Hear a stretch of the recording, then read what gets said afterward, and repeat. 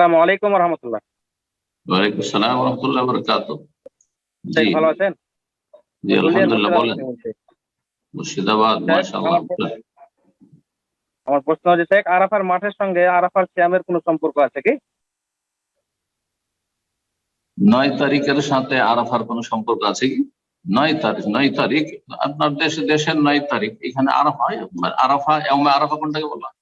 ইয়াউমে আরাফা মানে 9 তারিখ না। যদি সেটা দৃষ্টিভঙ্গি যদি কেউ পেশ করে যে ইয়াউমে আরাফা মানে 9 তারিখ কেন্দ্র করে, তো বলে ইয়াউমে আরাফা মানে যেদিন ইয়াউমে ইয়াকিফুল হুজ্জাজু ফি আরাফা, যেদিন আরাফায় হাজিরা অবস্থান করে সেটা হচ্ছে ইয়াউমে আরাফা।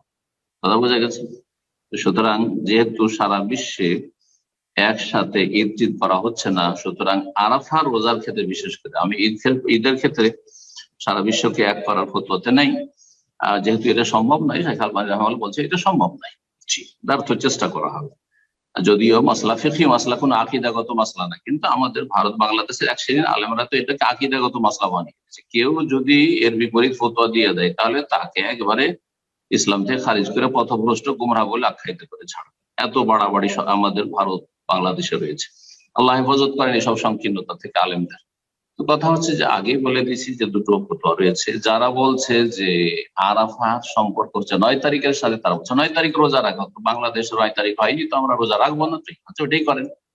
আর যারা বলছে যে আরাফার সম্পর্ক, ইয়াউমে আরাফার সম্পর্ক, যে ইয়াউমা ইয়াকিফুল হুজ্জাজু ফি আরাফা, যেই দিন আরাফায় হাজী সাহেবগণ অবস্থান করেন, সুতরাং আমরা জানছি যে আজকে অবস্থান করেছেন, সোশ্যাল মিডিয়াতে আলহামদুলিল্লাহ জানতে পারছেন, আজকাল প্রচার মাধ্যম দিয়ে জানতে পারছেন, মিডিয়ার মাধ্যমে, সুতরাং সেই দিনে রোজা রাখেন। তো আপনার প্রশ্নের উদ্দেশ্য বুঝতে পেরেছি।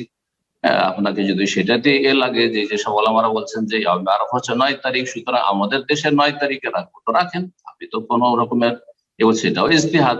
কিন্তু এই কথা বলবেন না যে আমাদেরটা হক আর অন্যটা বাতিল। এটা রাজি আর মারজুর মাসলা, এটা হচ্ছে ইজতিহাদি মাসলা।